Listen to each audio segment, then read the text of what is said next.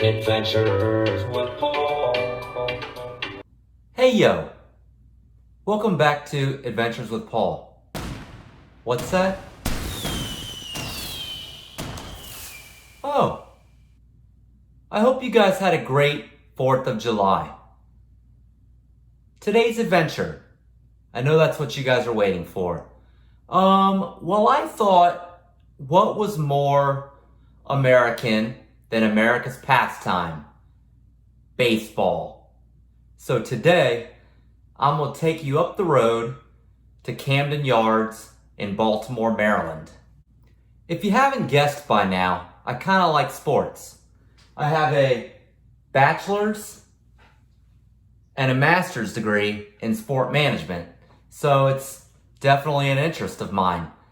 I'm also going to swing by and see a friend while I'm up in Baltimore, and then I'm going to come back and make something, a farm fresh meal. So I know what you guys are waiting for. So let's, O's TV, got it all, where the Orioles play. Go. We're about to get this show on the road. Let's go.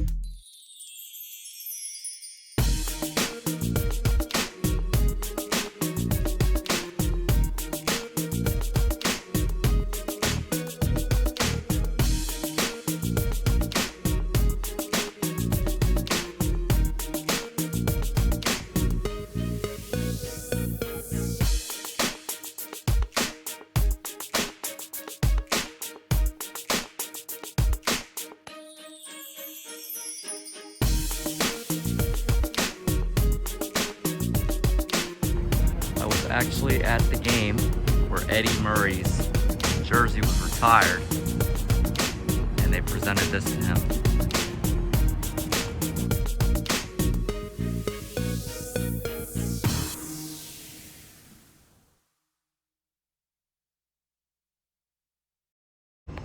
So Oriole Park at Camden Yards opened on April 6, 1992. And it further revolutionized the sports industry that we know today. Aesthetically, it took elements that were already there. It took the warehouse of a former train station, and they basically just went retro. If you can see, they went from all concrete stadiums that could do multiple purpose events to a sport specific where you just have one team playing in a venue. And really it just kind of took off. You have fun zones. If you can see here, Utah Street is popping when the Orioles are playing a game. And it just kind of gave a different vibe. One thing that it really did do though is it kind of took away from people being in the stadium together, and you kind of segmented the crowd based off of financial. If you could pay for a luxury box, then you were kind of separated.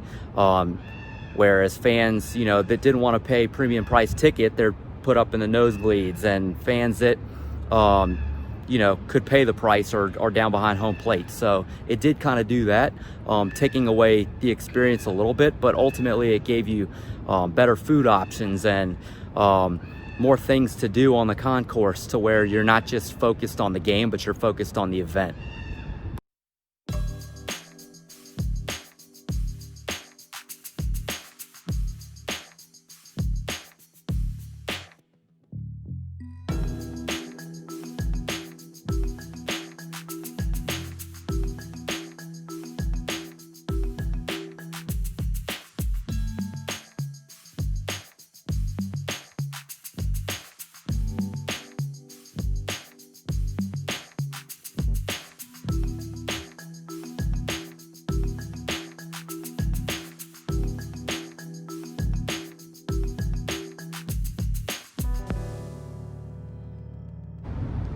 Not too far from here, in the 1993 All-Star Game, Ken Griffey Jr.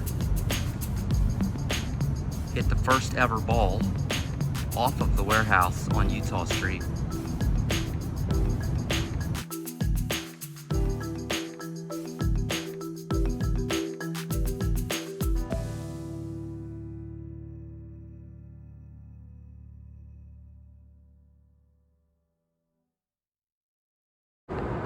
On September 6, 1995, Cal Ripken, known as the Iron Bird, broke a 56-year-old record set by Lou Gehrig of playing 2,131 games.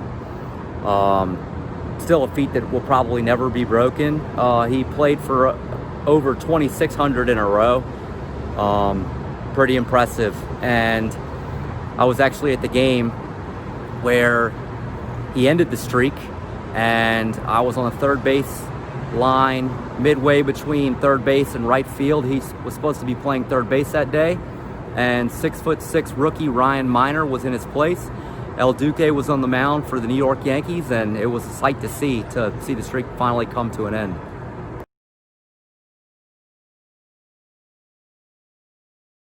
What? What?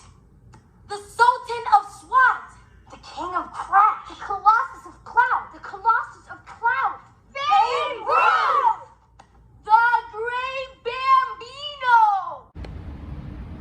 If you glance in, you can see the home dugout, and we're not too far from center field. We're actually probably in left center right now.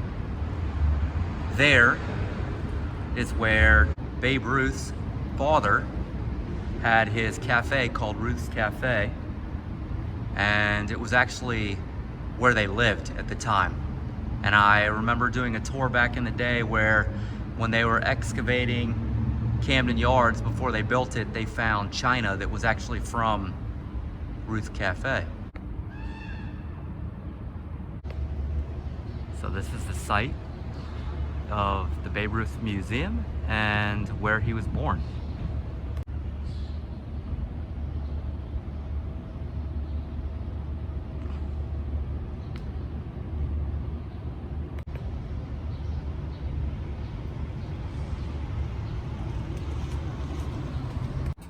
See my friend Christy up in Baltimore, and my girl Sadie. What you doing? Hey, girl. Yeah. I've known you since you were a puppy, and you're old.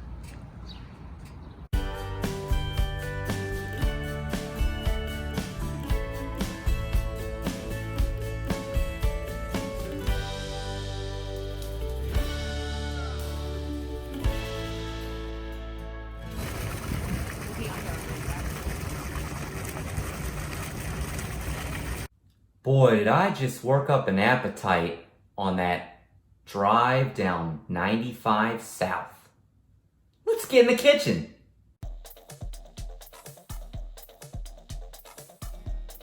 We're gonna start by making this sauce. It calls for a 1/3 cup of sugar. I'm not using that much. I'm gonna use like 2 tablespoons. There's 1. There's 2. Tablespoon of sesame oil. You gotta be careful with this stuff.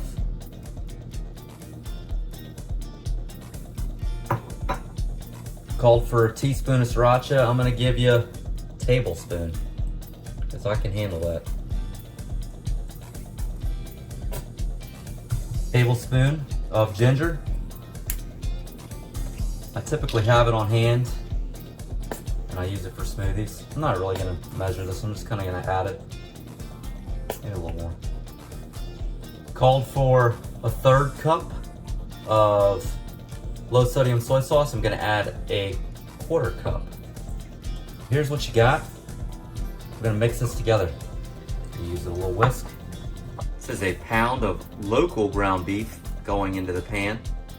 Already added just a tiny bit of salt. Remember, you're gonna be using all of that soy sauce. So now I'm gonna add garlic to this. Just let it cook. Gonna add these fresh zoodles to the pan. There's actually a lot in here. And these are straight from a farm as well. So it's way more zoodles than I anticipated, so I had to start them in a separate skillet. Now I'm gonna add this sauce that we made directly to this, and I'm gonna add the other zoodles back into it. You can see that's cooked down. Now I'm gonna add about a spoonful of sesame seeds.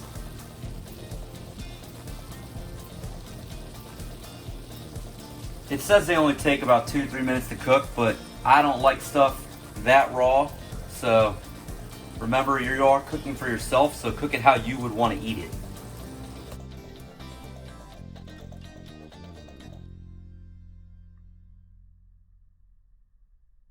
You already know. Taste, test. All right, show you what we got. Got these zoodles. It looks good already.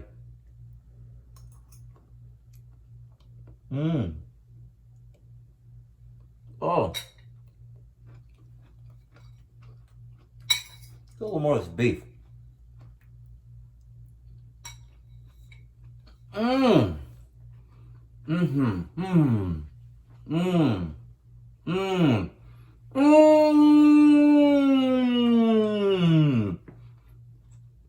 That's good. Hey guys, welcome back.